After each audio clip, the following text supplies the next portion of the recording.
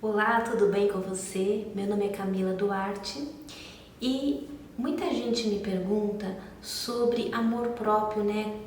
Muitas pessoas, quando eu faço as consultas, né, e normalmente vem muito a questão do amor próprio, a pessoa depois ela vem me perguntar como eu faço para me amar.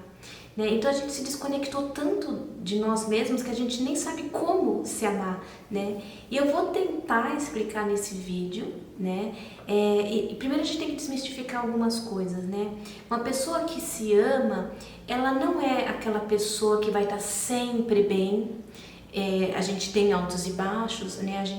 Aqui é um mundo em que mexe muito com as nossas emoções. Nós vamos nos decepcionar, então não é evitar a decepção, a tristeza, não. Né? É você continuar se amando apesar de. Ou a pessoa que se ama não é aquela que está sempre confrontando o outro, que se impõe, né? Porque se impor, a gente tem a tendência de imaginar uma pessoa que briga, que coloca o peito para fora, não concordo com você. Isso é se impor na cabeça da gente, né? E não, né? O amor próprio é você saber se impor limites sem precisar ficar, não que você nunca vai ficar nervoso, mas na maioria das vezes você não vai perder tempo com coisas que te estressam, com pessoas que não valem a pena. Amor próprio é aquela pessoa, né? A pessoa que está com amor próprio, ela não está em guerra nem consigo mesma, nem com o outro. Então, ela não fica entrando em brigas desnecessárias, né? Ela sabe impor limites e muitas vezes ela impõe limites através do silêncio, ignorando, tirando essa pessoa da vida dela, como por exemplo.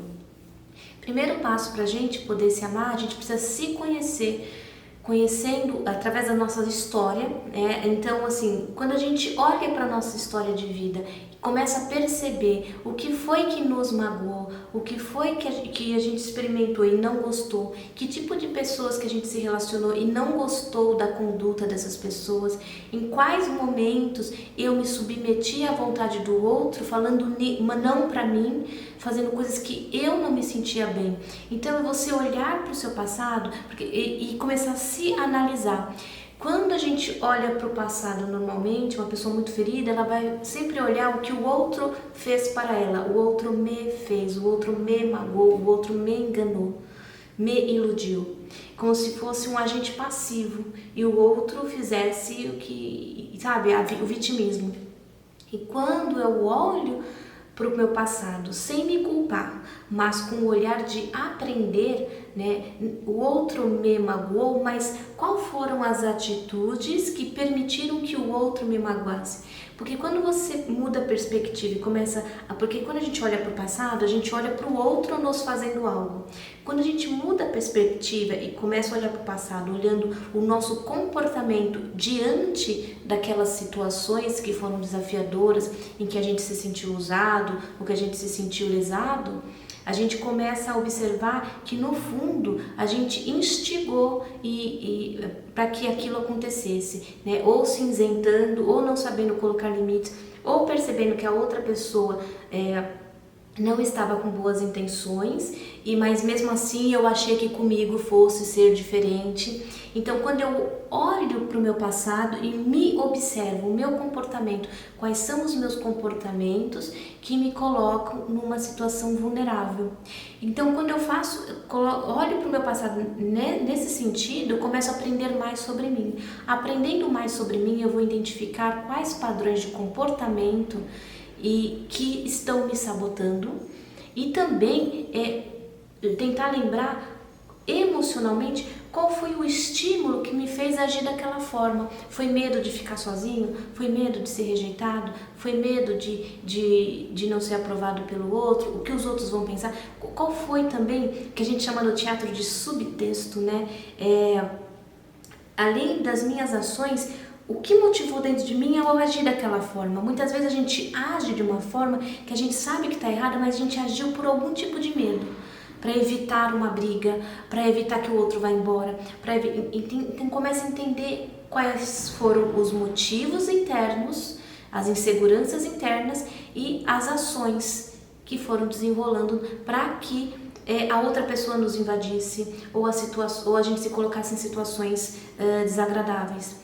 E aí a gente olha e vê o panorama, né? O que serve e o que não serve para mim, o que me faz feliz e o que me faz triste, o que me magoa, o que não me magoa. E aí eu começo a me conhecer.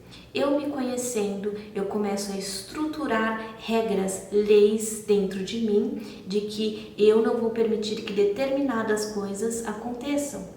E aí eu vou me preservar.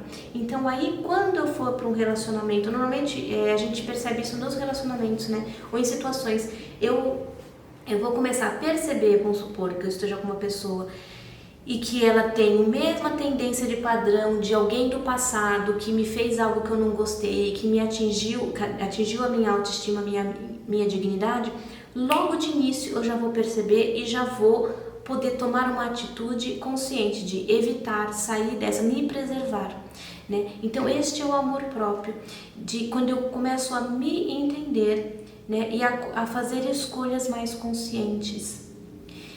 Outro exercício que eu acho muito interessante a gente fazer, que é bem simples, né? Porque no fundo a gente sabe, né? Porque o que é amor próprio, né? Qualquer escolha que você for fazer durante o dia, né? E você pode treinar com coisas pequenas, tipo escolher o café da manhã, né? Porque na verdade o nosso amor próprio ele se manifesta nos detalhes da vida e não em algo grandioso. Então você vai perguntar, né? Você vai tomar café e você sabe que você precisa ter uma alimentação mais saudável, você vai se perguntar: o que uma pessoa que se ama escolheria de café da manhã no meu lugar? Você vai saber a resposta. Se você vai ou não atender a isso, é outra situação. E aí você pode levar isso a outros níveis, né? Quando você está saindo com uma pessoa, quando você está indo para uma entrevista de emprego, quando você está em alguma situação em que você se vê no momento em que existe uma escolha, e aí é nessa escolha que a gente vai perceber o quanto a gente se ama, porque amor próprio é ação, né? E aí eu vou perceber, alguém está me desrespeitando? O que uma pessoa que se ama no meu lugar faria? Será que iria bater boca com essa pessoa, perder tempo? Ou simplesmente levantaria da cadeira e iria embora, ignorasse e não perdesse mais tempo de vida com aquela pessoa ou com aquela situação? Entende? Então, quanto mais em guerra você está, quanto mais reativo você está, né, salvo algumas situações que realmente são necessárias, você não está no seu amor próprio, porque você está desestabilizando você, o seu bem-estar, a sua paz interior, para uma situação que numa discussão não vai resolver nada, né? E a maioria das vezes que a gente vai numa discussão, ela não resolve nada, porque são dois egos inflados tentando um convencer o outro através da gritaria. Ninguém vai convencer ninguém, né? Então convence aquele que fala mais baixo e que fala o necessário e sai fora. Né, sendo assim, bem popular assim. Então, é claro que o amor próprio tem outras nuances, né? Mas é você saber escolher aquilo que faz bem pra você, né? E isso, muitas vezes, vai fazer você questionar situações que, por exemplo, de paixão. Você pode estar apaixonada por uma pessoa que você sabe que não vai ser benéfico pra você. E aí você precisa, às vezes, fazer uma escolha que no momento vai doer, mas que você sabe que é pro seu bem. Que nem o que os nossos pais faziam: olha, isso é pro seu bem, estuda porque é pro seu bem. Às vezes, fazer essas escolhas são escolhas que, num primeiro momento, podem doer um pouco, mas você sabe que vai te poupar de uma dor muito maior, de alguém te tirar a tua dignidade. No fundo, a gente sabe como se amar, mas por carência, por medo de ficar sozinha, por medo de rejeição, a gente acaba se submetendo ao outro e às circunstâncias. E, olha lá, o resultado é a negação, a rejeição, o desprezo. Então, de qualquer forma, quando você se coloca em situações onde você se rebaixa, você vai ser rejeitado. Por mais que você faça para não ser rejeitado, você se auto-sabota, você vai ser rejeitado lá pra frente. Tá? Se você olhar para sua linha de tempo, toda vez que você se submeteu pelo outro com medo de perder ou com medo de ser rejeitado, no final da história você foi rejeitado, você perdeu aquela pessoa. Então começa a olhar com isso, perceber que você tem que ter você mesmo, nesse lugar, né? E amor próprio não significa desrespeitar o outro ou desfazer do outro, né? Porque quem faz isso também não tem amor próprio, né? Precisa rebaixar o outro para se sentir melhor. Quem está bem consigo mesmo honra o outro, respeita o outro na medida do possível, tá? Sabe respeitar o limite do outro porque conhece os seus próprios limites, tá certo? Eu vou finalizar por aqui. Eu espero ter dado pequenos insights, né, aqui para você. Namastê, tchau, tchau.